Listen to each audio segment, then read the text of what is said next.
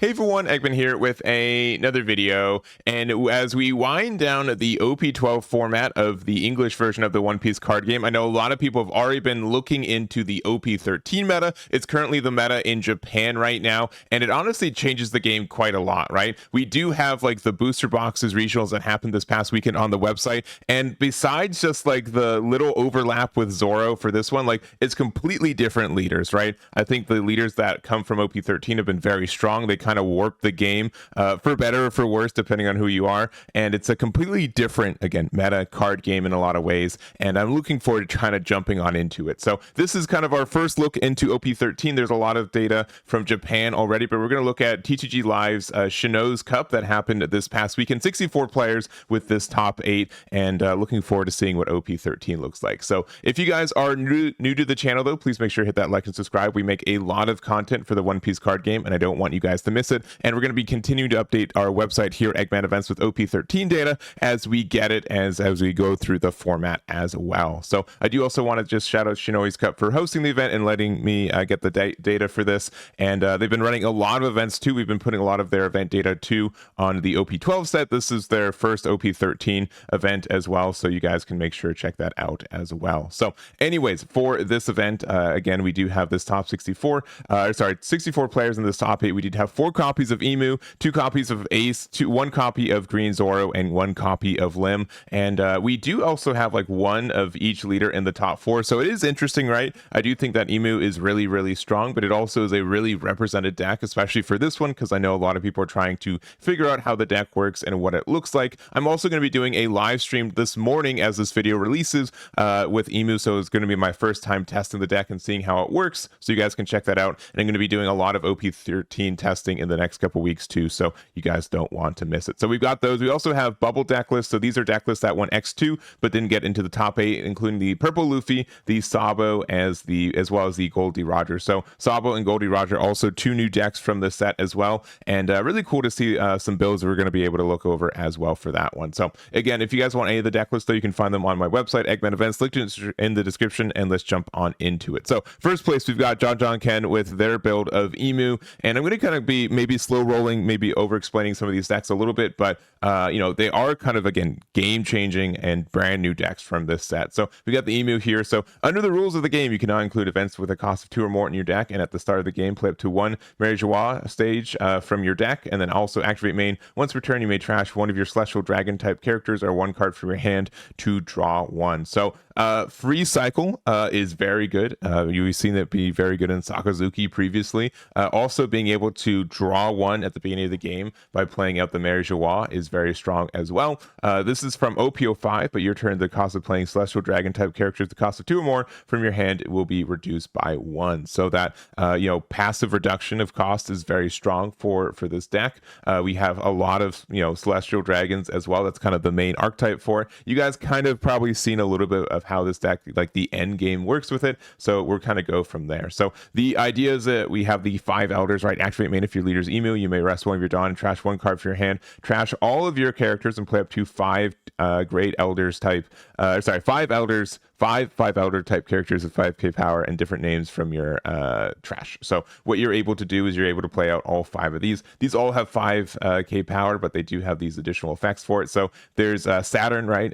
So generically, they all have this effect. If you have 7 or more cards in your trash, this character cannot be removed from the field by your opponent's effect, which is very good. Like, just the best protection that really exists in this game right now. And then with, you know, having a board full of these is very good. So on play, look at the top 5 cards of your deck, move to 1 5 elders type card and add it to your hand, then place the rest in your bottom of your deck in any order. We've got the Workery here. So if you have 7 or more, same thing. It has blocker, and then on KO, get to draw a card. So it helps you, you know, get into the late game a little bit safer. We've got Zoro here. So this one lets you, you know, this can't be removed, but also rush when attacking. If you have 10 or more cards in your trash, give up to 1 of your opponent's characters minus 2k power for the turn. So that's really good. And also being able to gain rush if you have 7 or more cards in your trash is very good too. So kind of like a Trafalgar Law kind of effect as well. And then we do have the Mars. So if you have 7 more cards, same thing, can't be removed, and gains blocker. So being able to get that blocker ability is good. And also you may trash 1 card from your hand on play to KO one of your opponent's characters at the base cost of 5 or less. So just getting that removal is great. And then lastly, we've got Chef or Jupiter here. So if you have 10 or more cards in your trash, set the base power of all of your 5 Elder type characters to 7k. So this also is a 2k counter, which is really good. And then being able to say, okay, I'm going to use my 5 Elders effect, and now I'm going to play, instead of all these being 5ks, you have now 5 7k bodies that you can't remove from the board, right? So that's kind of like the end game scenario.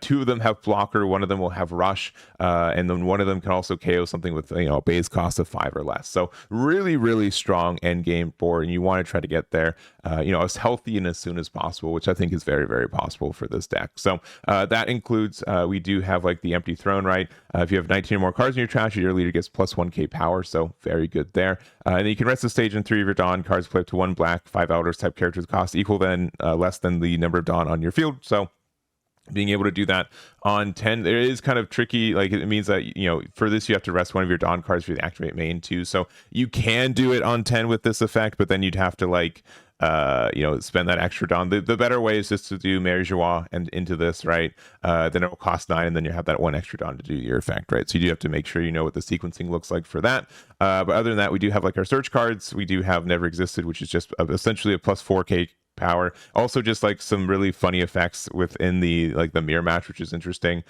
We also have the World's Equilibrium cannot be maintained forever, so you can rest 5, you can KO one of your opponent's characters base cost 6 or less, and then also have the plus 3k to your leader, and then just kind of the rest of the deck there. So you're going to see a lot of this deck. I know that I'm over explaining it for this first video here, but man, it is very, very strong. I've seen a lot of success with it, and it's something that you have to be really aware of how they work, because this is, even if it's maybe quote unquote not the best deck in the format, it definitely will shape the format, because you have to have a way to either answer how defensive and then like aggressively tempo wise this deck is in the late game, and everything that it can do. So here's the build here. Congratulations to Jajanken for their finish with Imu. Next up, we've got Zoro, and you guys have probably seen Zoro before. I would be kind of surprised if you haven't, but this has been a pretty strong deck in the OP12 format. I think it has kind of fallen off a little bit in the end of this OP12. There hasn't been as much people topping with it, kind of figuring out like the best ways to tempo with, but this build is also just a little bit different from what we've been seeing specifically in OP12, right? So it's just specifically, I think we are working more on like using the Mihawk for that additional tempo potentially, right? It's a 2k, being able to play a slash type character with cost of 4 less from your hand rested, can include now this Zoro from OP13. So if your leader has Film or Straw Hat, set 2 of your Dawn cards as active, and then you can also end of your turn set this character as active. So really great to play off the Mihawk. You play it, you play this out, you're able to set it active at the end of the turn. If you play this on 4 Dawn, that means, if you play the Mihawk on 4 Dawn, what you're able to do is you're able to play this out, you're able to play out the Zoro, you get 2 Dawn back, you'll have 3 Dawn, and then you can use the Zoro to attack 8k if you need to, or even if you play it on curve on 4, if your opponent doesn't have anything rested, attacking 7k is still really good in that regard. So lastly, our top end is now the new Trafalgar Law as well. We don't play the Mihawk in this build. I think the card can still be played, but it doesn't need to be used as often. So if you have 1 or less life cards, this character gains blocker. Then also on play, you may return 1 of your characters to its owner's hand to play up to 1 character with cost of 5 or less from your hand rested. So what that can mean is that you can play this out, and again, you can play either the Zoro, which means you get 2 Dawn active, and then you get to switch it rested at the end of the turn. You can play Cavendish, which just gets you your Dawn back anyway. So like you can do something, even like let's say you have the Cavendish, you can play it. You can you can have it on the board. You can attack with it, untap 2 Dawn, play out the Law. Then you get to bring it back, play it again, untap the 2 Dawn again, right? So you made this this Law blocker cost 4 as well. You can also use it to like play the Tashigi again to get another rest, another 3 Dawn on your leader. So all of these effects just seem really, really great and can really stack up with each other. So other than that, I think Zoro has been likely holding on, right? I do think it has like kind of like the pressure to really punish and pressure a 5 elders deck as well, which is cool. And I think the deck is still in a really, really good spot. So here's a build here from Pain7. Congratulations for their second place finish with the Roronoa Zoro. And then next up, we've got our third list. So this is Lim from Larry here. And this is a really interesting deck. And here, one thing I do have to clarify this. I think this card is going to cause a lot of ruling issues. I've seen it already, and you want to kind of clarify it in this video as well. So Shanks, it is a 10-drop 12k. It has this effect on play. Set all of your Dawn cards as active. Then you cannot play cards from your hand during this turn. So I know how it's read. I know how you can read this. And so generally speaking, what this means is that you cannot play cards from your hand by activating their cost, right? So that means I can't play out the, I can't play out this for 5 by just trying to play it using the game mechanics. I can't use the Demon Aura 9-sword style Oscar Blades drawn Dead Man's Game for its activate main either, because that's playing it from my hand using its own effect essentially, or its own, own rules manual. But what you can do is you can use something like Lim's effect. So activate main once per turn, you can rest 3 of your Dawn cards, add up to 1 Dawn card from your Dawn deck and set it to rest, and then play up to 1 Odyssey type character with the cost of 5 or less from your hand. So you're going to have to believe me, it's the rulings. If you guys need more lookage for that, that's how that works. So what you can do is you can play Shanks for 10, have 10 Dawn back active, and then you can use the effect from Lim to then play out another card for 3 Dawn. So it's cool. It's like one of the decks that can really get around the Shanks effect more than anything else. It's a really cool effect. And we also are a deck that can ramp to 10-drop Shanks, I think, a lot easier than most other green decks as well. So it's a cool little interaction. I think it's going to be really important for the deck. And then again, you just get to get this big 12k out. You get to play out these bodies, and I think it can be really, really strong for a deck like this one. So the only other card we have that is new is also this Sanji. So on play up, set up to 2 of your Dawn cards is active end of your turn.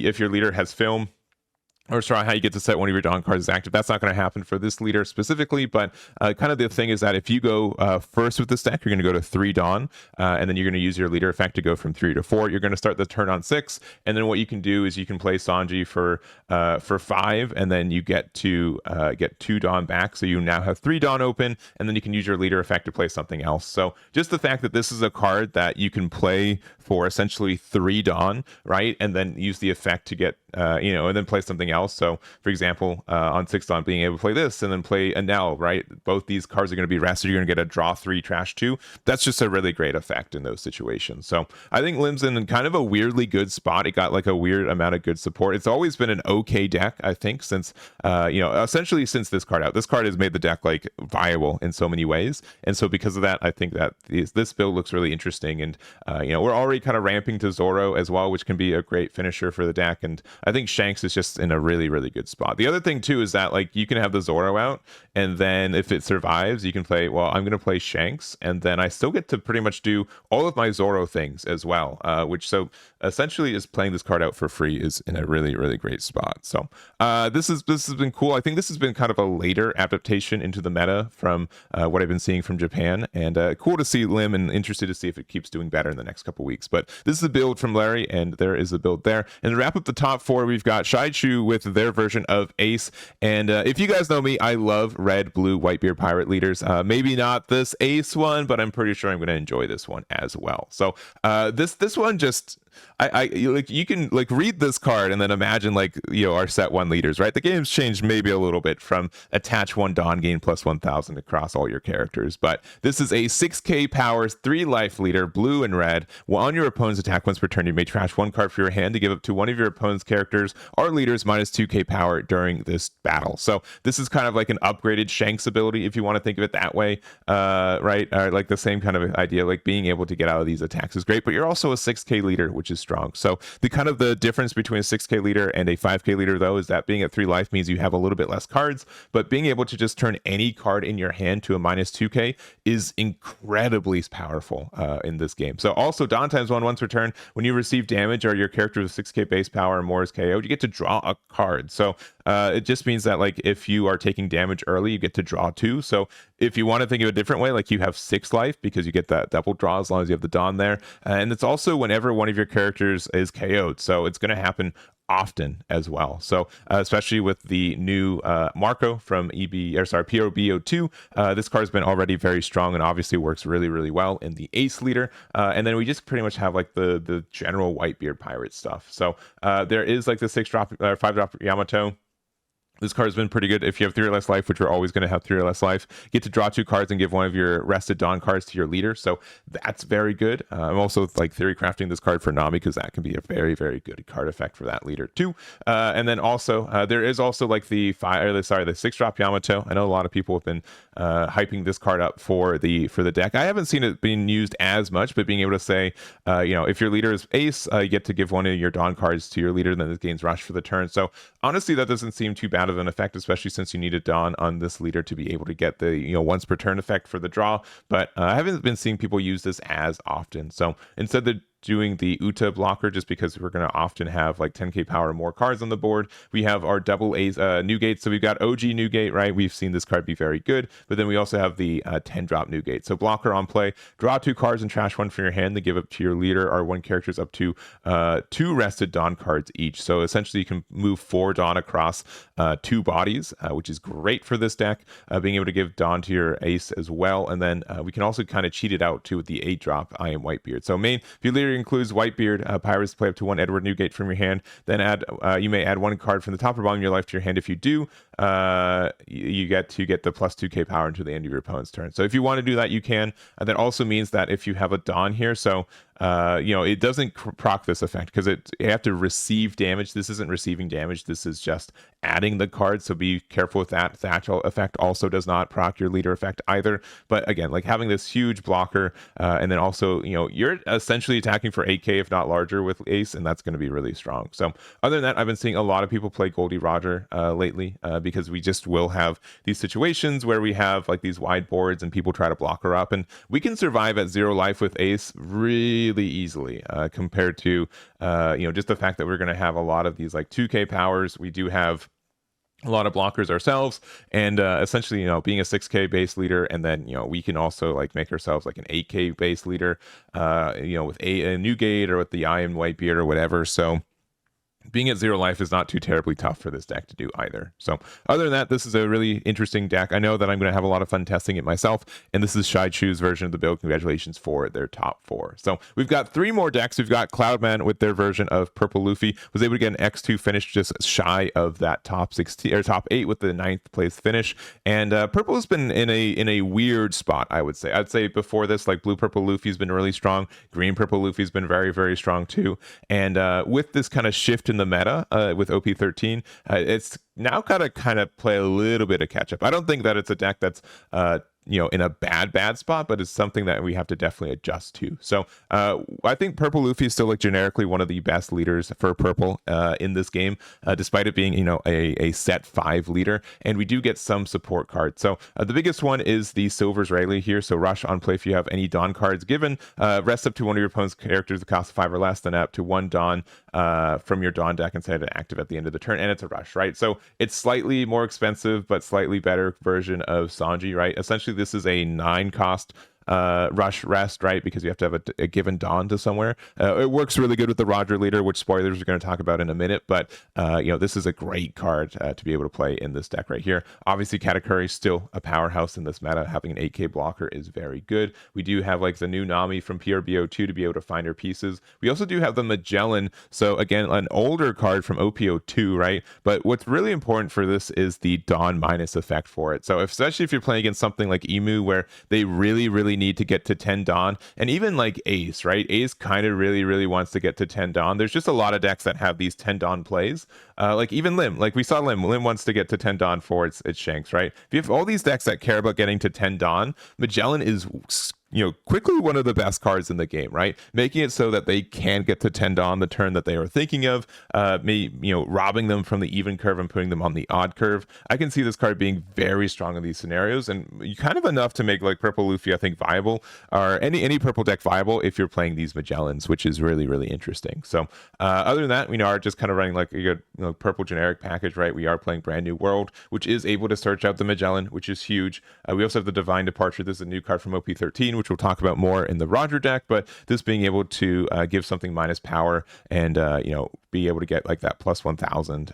You know, it's kind of like a different version of like the Gum Gum Jet Gatling, so that can be very good for you there, which we are also playing one copy of this one. So other than that, I think this deck is in a really good spot still. It's been really cool to see it still be relevant, and congratulations to Cloudman for their finish with Purple Luffy. Next up, you've got, I'm going to say this wrong, TsisiTsoker with their build of Sabo here, and this is again another new leader. If you have 4 or more life cards, this leader if you have 4 or more life cards, give this leader minus 1000 power. So it is a base 4000 on, you know, those lower life, but then it becomes 5000. But also Dawn times 1, if you have a character with a cost of 8 or more, all of your characters and leaders gain plus 1000 power. So it's a leader that starts off as a 4k, but then can pretty easily become an 8k, a 6k leader, which is really cool. And then obviously on offense, it's a 7k leader because of the effects for it. So it is a you know, interesting. We saw this kind of effect with a leader with Eustace Kid, where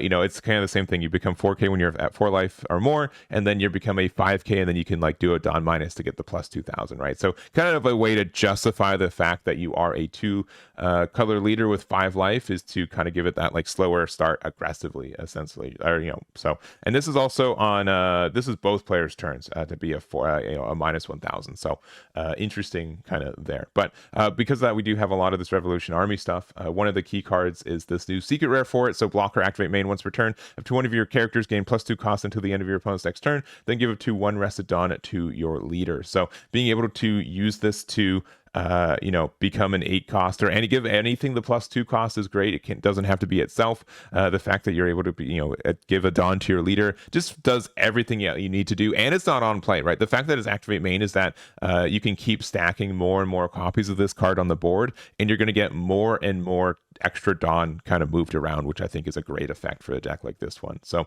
we do also have the 8-drop dragon. This card is great too. So on your on play, you may place 3 Revolution Army type cards from your trash to the bottom of your deck. If your leader has Revolution Army, you get to play a cost of 6 or less from your trash, which can then include the Sabo, which then can include the, you know, doing the effect, which is great. You can also include the other Sabo. This is from PRB02, so it's just a 2k, it's a blocker, and then gives this card a minus 3 cost if you need to. So that's great. And then we also have like the OG Dragon, which you can find in the Learn to Play set that just came out as well if you need copies of that. But being able to use this card to then just be a 9k then also just gives your leader rush. You know, the ability is good that way. So we also have Stutzy. I've been seeing more and more people play this card too. The fact that this is just like secretly one of the better removal cards in the game right now is good. The fact that it's a 9 cost that also like enables your leader effect is great, and can help you in those situations. So other than that, I've kind of mentioned Gol.D.Roger's in a really good spot right now. A lot of people are playing it because a lot of people are playing blockers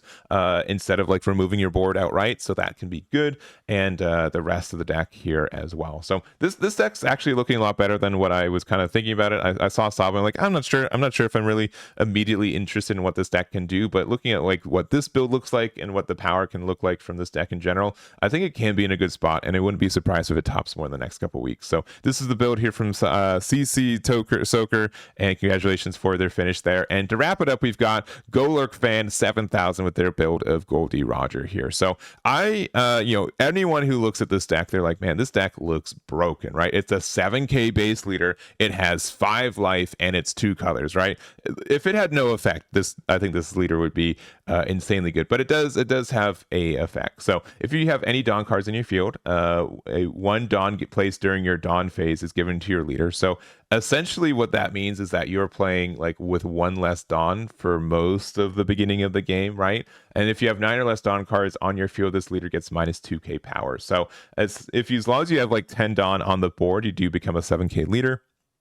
And what this means is that like you're a purple deck that wants to ramp, but you do get some big punishments for unramping, essentially, right? Because it means that whenever you're like, you can't like do 10 cost Dawn minusing back to back because it doesn't give you, you know, you have to give the Dawn back to your leader and that kind of stuff. So that is a little bit tougher for those situations, but there are some really great effects to use with this deck in the first place. So we do have access to some good searching and ramp. We've got Shanks, which lets us look for a Roger Pirates from the top of our deck. We also do have the Buggy, which is a 2K that also lets you ramp just ramp if you need to. Obviously, we still want to play copies of like Bond Clay and other ramp cards as well. Our top end too, we do have like the Scalper Gabon here. So if your leader has type including Roger Pirates, draw 2, trash 1, then add 1 Dawn active, so you do get to do there. So all this sounds good, but remember, so let's say you're at 6 Dawn for the turn, you don't get to play this card because one of the Dawn that you're going to ramp to 6 for ends up just going to the Roger leader. So that is something that's kind of tougher to focus around because of that fact that you are giving Dawn, right? So like you can play Silver Israeli on 9 because they give a Dawn to your leader from like ramping 1, and then you do get to attack and get the effects from that. So that's very good. We do also have like the 9-drop Newgate as well. I know that there's like a 10-drop Roger for this deck. There's also just the fact that there is a I don't see people playing this card as much. So your leader and all your characters that don't have types, including Roger Pirates, have their effects negated. Like Dawn on play, your leader gains plus 2k power until the end of your opponent's next phase. Then give all your opponent's characters minus 2k power until the end of their opponent's next phase. So this card can be really, really great. The fact that you can get like your Roger effects for it just feels like it's a little bit too clunky for what it does. So I know people aren't playing this alone as much. I do know like there is the 8-drop Gol.D.Roger promo, which we're getting essentially sometime in December is what I currently know for it. But on play, if either you or your opponent has 10 Dawn on their field, your leader gets plus 2k power into the end of your opponent's next end phase, which I think is just like a better card in general, just a little bit more flexible for being able to do your plays for it. There also are sometimes like maybe like you don't have 10 Dawn, but your opponent does, which is great. But then we also do have like the OG Roger, so the OP09 one. This card's just still very, very good. Being able to use this effect, the fact that it is searchable, right, because it is a Roger Pirates card, is good in that regard. So other than that, we are kind of like this generic ramp deck that just kind of wants to get things done. But I think our end game conditions is just really great. The fact that we are, it's very easy for us to be like I'd say like 3 or 4 life leader with 7k power for the rest of the game is kind of unheard of in this game, right? And then again, we can play 9-drop Newgate, we can play 10-drop Shanks. We have all these cards that say we are really tough to remove, and then also it makes it more difficult for you to still hit me at the same time. So other than that, it's been cool to see this. I'm actually, it's surprising you see Roger. You thought that a lot of people, including myself, thought like, man, this deck's going to be, tier 1. It's going to be outrageous. But the power of like Imu and Ace is just still a little bit stronger than it. And it's been tough to find some footing in this meta. But I think that the promo, when it releases, will help the deck a little bit. And it's going to be in a good spot. So here's a build here from Golurk Fan 7000. Congratulations for it. They're finished there. So other than that, that's going to be it for me rambling. I know that I rambled a lot, but this is a really different format. This is going to change the game a lot. And you do have to be kind of aware of what a different game the One Piece card game will be once OP13 comes out. So that's going to be it for me. Thank you guys so much for watching. I really do appreciate it. Thank you to the Chinoize Cup and TCGLive for hosting this event and providing the deck list data, and looking forward for the next couple weeks. So that's going to be it, and thank you for watching.